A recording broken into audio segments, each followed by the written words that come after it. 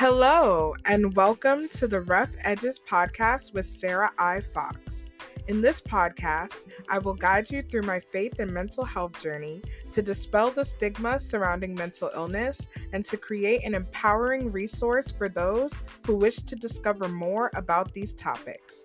I pray that this podcast will not only bless you, but that it will bring growth and healing to our communities.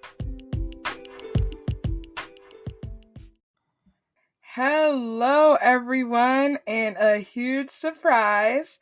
I am doing a live recording of the 3rd anniversary of the podcast, and I am excited to be able to share this moment with you because it is not only a huge milestone, but it is also something that I am very proud of. And I know that in the US, tensions are high, but I do want to take this time to just celebrate, like in general, like whether it be like this type of milestone or something else in your life that you want to celebrate, or just even the small wins that you've experienced this past week or this week. Like, I want to take this opportunity to not only celebrate the milestone, but to also thank you all so much for supporting me, for listening, and for just appreciating the story that I have to tell and my experiences with the intersection of faith and mental health. And I am so excited to be doing this live. This is the first time I'm doing like a live recording of a podcast episode.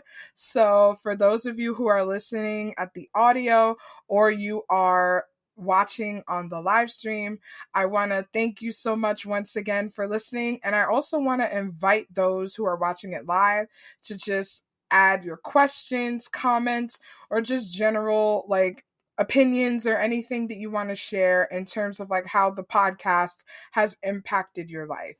And so the first thing I want to start off with is, how did I stay motivated?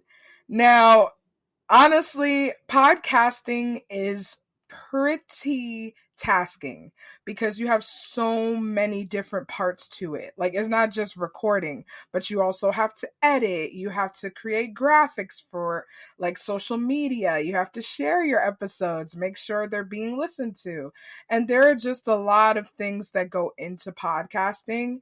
And a lot of the times it could feel very daunting because not only is it a lot of different steps included, but you don't really know who's actually listening. You don't know who is taking the time out to listen to your episode, like actually, hey, how's it going? This is a live recording, by the way. I will say that a couple of times since this is live, but I'm recording the podcast episode for the 3rd anniversary of the podcast, and I am happy to be able to share this recording experience with you. So thank you so much for joining. I might say that once or twice as more people join. But getting back into how I stayed motivated, there were times where I did want to give up on podcasting. I did want to stop doing it because I felt like no one was listening. I felt like things weren't really going my way in terms of growth and engagement. And a lot of that had to do with the just the lofty expectations that I had for the podcast, and also just me comparing myself a lot to other people who are doing this.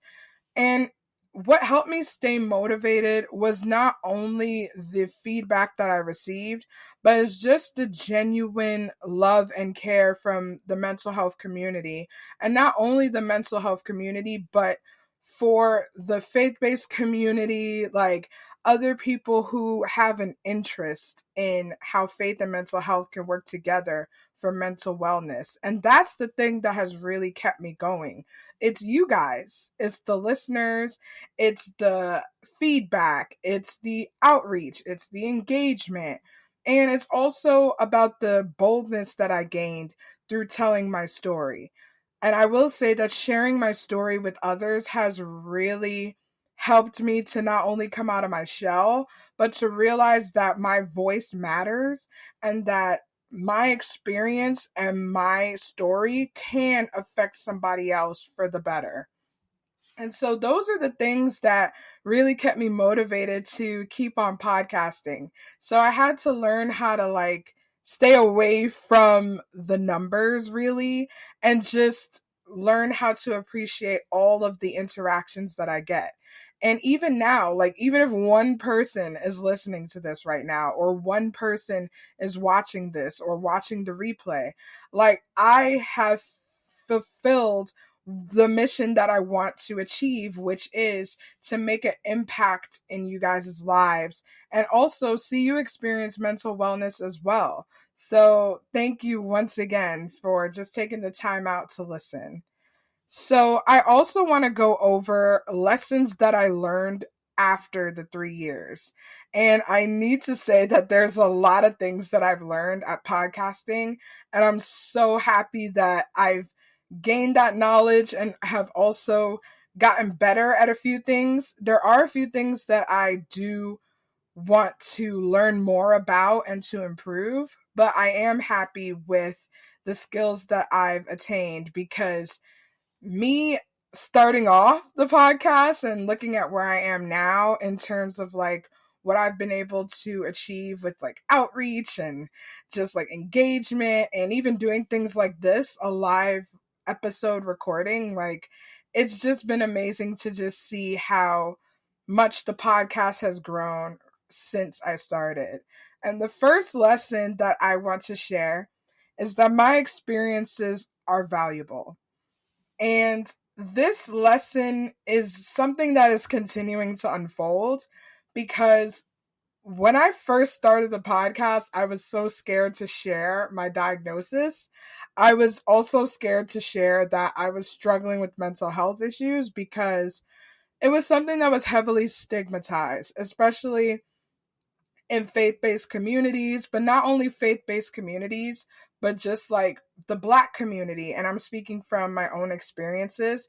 I know that there are other communities that have mental health as heavily stigmatized, but coming from a background as a woman of color in the Black community, mental health is heavily stigmatized because we are always deemed, especially if you're a woman, you're always deemed as the strong one and the one that can never falter and the one that can never have issues or let other people see you cry or, you know, like talking about your mental health is something that was deemed as weak or deemed as something that is just puts you in a negative light. And so I was very hesitant to share my diagnosis in the beginning.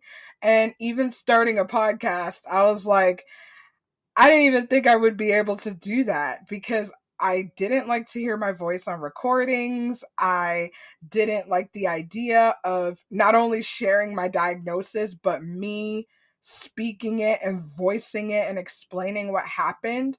That's something that terrified me. So I really didn't think that I would be able to share this part of myself. But in really doing the podcast and also connecting with a lot of mental health advocates and listeners and people who wanted to learn more about my story and the things that I have gone through, that really opened my eyes to the fact that people not only want to hear about this, but that my experiences are also valuable in the grand scheme of things. And they could really help other people through dark times. And I am just grateful that I not only got feedback for me sharing my experiences, but I also got to connect with others who also experienced mental health issues and are able to also share their stories with others as well. So I am just very grateful for the relationships that I've been able to make, for the community that I've been able to have and foster. And it's just been such a blessing to not only know that I'm not alone, but to know that there are other people who are getting past the stigma and the barriers and really just allowing their stories to be shared with others. The next lesson that I learned is that the stigma is not as scary anymore. And this one, again, is a lesson that I'm continually learning because the stigma sometimes is scary and it sometimes is something that is like a weight on you, or it's like a dark cloud. Like the stigma is something that you fear because you don't want people to look at you differently. You don't want people to think, oh, she went through that experience, she must be crazy, or she must be out of her mind, and all of these different things that you deal with when it comes to dealing with the stigma. And for me, the stigma that I've had to contend with is that bipolar disorder is something that a lot of people still view as a very severe illness that severely impairs other people from doing normal things in life, like having relationships, keeping a job, um, getting like accolades in like the academic sphere. Like there are just so many things that bipolar disorder has attached to it in terms of like stigmatization, and it's all the more reason for us to share our stories, especially when breaking the stigma is something that is so important, because it not only shows that those misconceptions aren't true, it also shows that we could free other people to be able to speak their truth and their experiences with not only bipolar disorder, but other mental health conditions as well. So, that is something that I've learned through podcasting, and I'm very, very blessed to have had different opportunities to share my story, not only on the podcast, but in different events and social settings. Some of them that come to mind are the Bipolar Day panel that I did this year with the Christian Mental Health Initiative. That was a great experience for me to not only be able to share my story, but to show that my faith can also inform my mental health in terms of giving me the hope and the strength that I need to be able to incorporate the mental health tools into my wellness plan. So that was a great event. Another event as of recently was the Woman of Hope talk that I did with another church. And I got to do a whole presentation about my podcast, the origins of the podcast, and why my mental health was improved because of my faith in God. And so that was something that I really enjoyed. And another podcast feature that I am very proud of from this year was the Speak Your Life podcast. And I got to share on that podcast about my experience with bipolar disorder, with just learning how to navigate mental health, being the first one to go to therapy in my immediate family, and just navigating what all of that looked like. And I am just so, again, blessed to be able to have had those experiences and those moments where I got to not only share my story, but inspire hope in others to even begin to seek mental health treatment and just try to do better in terms of like incorporating their faith into mental wellness. Another lesson that I've learned, and this is something that I'm still seeing as well, is that people want to hear my story. And this was something, again, that I had to really wrestle with because I didn't really believe in the beginning that people actually wanted to hear my story. I didn't think that my story was that valuable or that different from what other people have said. And when I first started podcasting, there weren't a lot of women who looked like me from a Christian background who were talking about these things and who are not only just giving general mental health facts, but also intertwining that personal aspect of it. Like, I didn't see a lot of representations of that when I first started podcasting. And in all honesty, I didn't even think I would even go into the podcast sphere. Like, I thought I was going to be doing this like as a blog. I was going to create a website where I just wrote all of my musings about managing bipolar disorder with a faith-based perspective. And I was just content with writing all of these musings out, or these little diary entries or blog posts, and putting them out there and sharing the link with everybody. And whoever wanted to read, they could just read. Like, I didn't think that I would share my story, not only like verbally, but actually get to have people hear my voice and have people not only hear me, but actually see me. Because sometimes I do live chats, sometimes I do video. It all depends. But to have people put a voice to the story, that's something that's very powerful. And a lot of people underestimate the power of you speaking your story, you telling your story, as opposed to writing it down and having people read. And don't get me wrong, writing it out, like writing a book or a memoir or like blog post or a website, those are all well and good, but it just hits differently when you hear the voice. That's why for me personally, I've always loved audiobooks, because getting to hear the voice behind the written story, it just makes the story more palpable and it makes it more tangible in the person's life or the listener's life. And I am so grateful, especially to my friends who encouraged me to actually do podcasting and to try it out. And look at where I am now. I have a following, and not only do I have a following, I have a community.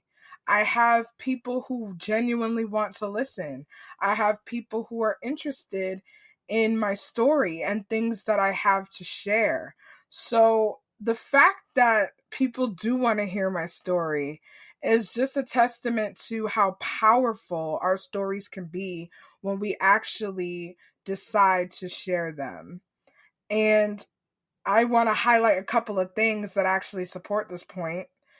So, getting invited to speak at those events that I mentioned earlier, that was like such a heartwarming thing for me. I mean, it was kind of nerve wracking in the beginning because I didn't know what the impact of it was going to be. But at the same time, it was nice to have that invitation, because it not only showed me that people are interested, but it's that people are desiring authenticity and vulnerability. And that really goes a long way in terms of having not only your story be shared, but also the way that you have been able to work through and manage some of the experiences that you went through. And the fact that I get to share my story and also connect with others who are like minded and want to also share their stories, that is just the most empowering thing that anybody can experience. And it's just so wonderful to be able to have that sense of empowerment and community behind you. And the last lesson that I want to share is that faith and mental health can improve mental wellness. And as I sit here before you, I am living proof of that. And I know that I do have a community where it's like a diverse set of ideas, and not everybody is a professing Christian. But at the same time, I do love the respect that is given to my story and how I've incorporated faith into my mental health treatment. And I also want to say, for those who are not, professing Christians or even like people of faith in general, I want to say thank you so much for giving me the respect, to be able to share my story. And I really love coming together, even though we have a difference of ideas and faith backgrounds. I do appreciate the decency that you have to be able to hear me out and not make a preconceived judgment, but just to understand where I'm coming from and to also be open to some of the things that I share. And I love diversifying views because it not only helps us expand our way of thinking, but it also helps us learn from one another. And I appreciate the guests that I've had on who weren't professing Christians, but were able to provide such value in terms of examining psychological tools that could actually help, or just mental health tips that have helped them through. And I do want to bring it back to just the fact that faith can bring the hope that we need to be able to manage mental health. And I'm speaking from my own personal experience as a Christian woman who is dealing with bipolar disorder.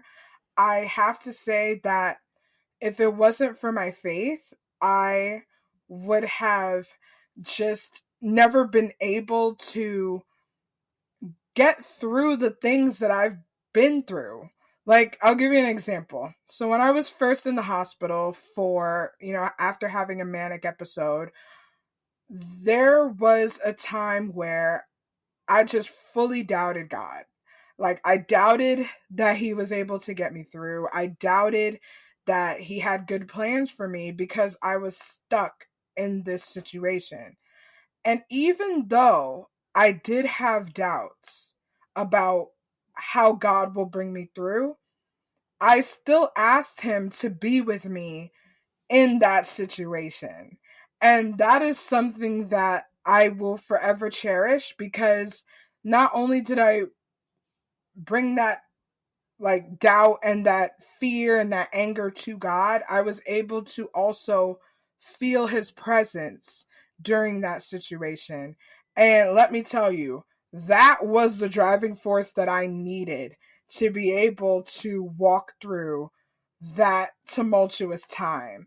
And it's something that it's a personal experience, and it's something that you need to be able to feel and experience for yourself. But I will say that without hope, we cannot get through.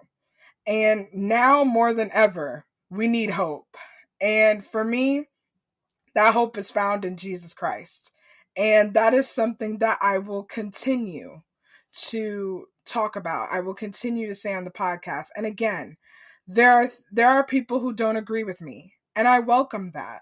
I welcome the diverse views. I welcome people who want to challenge that even. But I do want to profess that hope is needed. Regardless of whether you have a faith background or not, hope is needed to be able to have mental wellness and be able to incorporate the mental health tools that are needed for effective mental health. And I would say that I am offering hope on this podcast. And it may not be in the package that you want, but the thing that I'm offering to you is that hope is needed, and you can have hope when you are dealing with mental health conditions. And that is something that I really want to continue to not only expound upon on the podcast, but also to actually let people know that you can have hope when you're striving for mental wellness, and that it is possible to incorporate that hope into your mental health treatment. So, I want to also talk about what's next for the podcast, because a lot of the times when we look at milestones, we need to also look forward. So, I'm going to continue with like the solo episodes for season 5 and kind of wrap that up.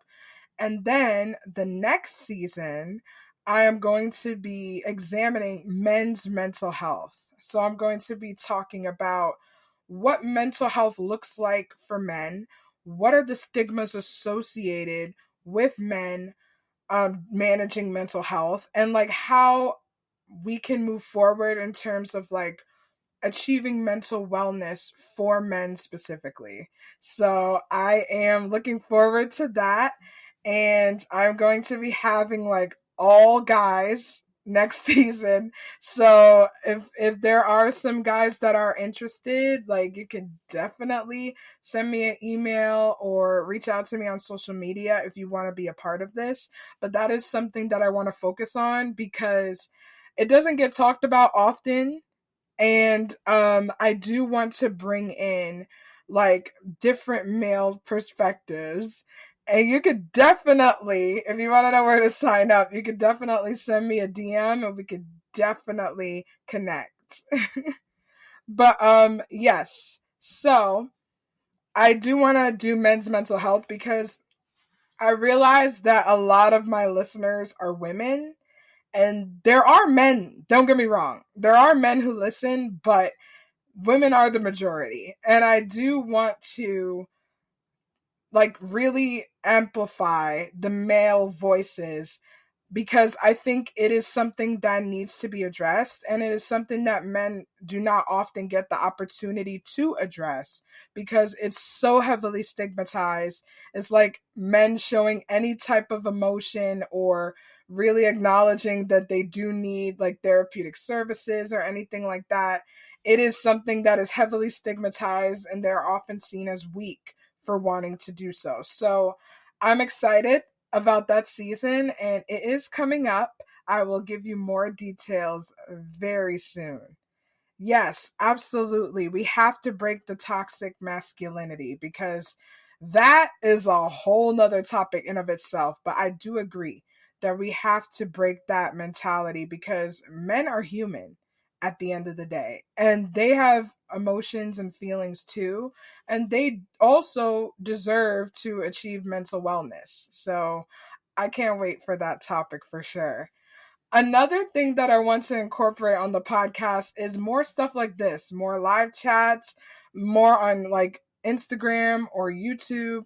And it will basically be me doing recaps of episodes. So I'm going to start like introducing that a little bit more because it's something that I want to be able to build on because I want to incorporate more listeners, like more of you guys sharing your thoughts, your questions. So it's going to be kind of like a little discussion after each episode for the upcoming season. And I think with the topic of next season, I think there would be a lot of different discussions happening.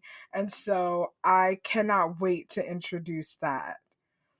And the next thing I want to introduce is a group on Facebook called Overcomers Rising. And that is a group that I started just for, people who listen to the podcast and also people who want to learn more about what's going on with not only the podcast, but mental health, like events or different awareness things that we want to discuss. So I have that Facebook group. So if you are a Facebook user, I know Facebook is like, somewhat on the decline. I don't know, but like if you still use Facebook, I highly encourage you to check out the Overcomers Rising group. If you want to join, I could definitely send you the link. You could definitely DM me and we could get that ball rolling. But I want to be able to build that out more because I want to have little, meet and greets or maybe discussions, just like community based events so that you guys can not only listen to the podcast, but you could be able to meet each other, and just have great minds thinking alike, in that type of space. So I'm excited to build that out and see where that goes. And I also want to talk about the email list. So I do have an email list. And again, if you want to be a part of that, you could definitely DM me. I'm going to be leaving like all that information in the description. But I have an email list and that has like different updates, different videos, different things that I don't really share on social media or on the podcast. It's just like exclusively for the email list. So if you do want to be a part of that, let me know and I will definitely add you because I'm working on some type of like freebies and like different things that you can get through the email. So stay tuned for that. And last but not least, I want to incorporate more Q&A style stuff for listeners. So I want to be able to give you guys a chance to share your thoughts, share your questions, or anything that you want to talk about, because this is as much of your podcast as it is mine. So I want to be able to give you guys the opportunity to share your thoughts on an episode or just topics that you want to see more of. I want to hear from you.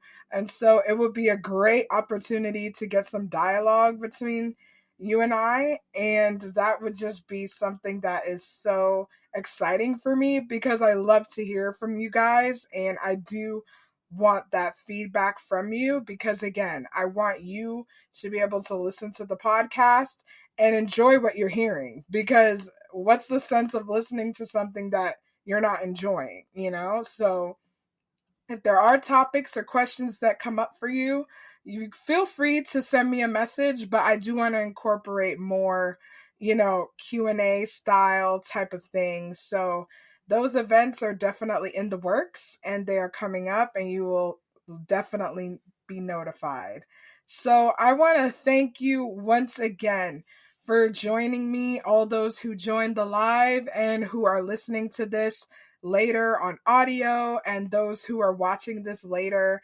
I thank you so much for all of your support and for continuing to listen and give your support and your engagement to the Rough Edges podcast.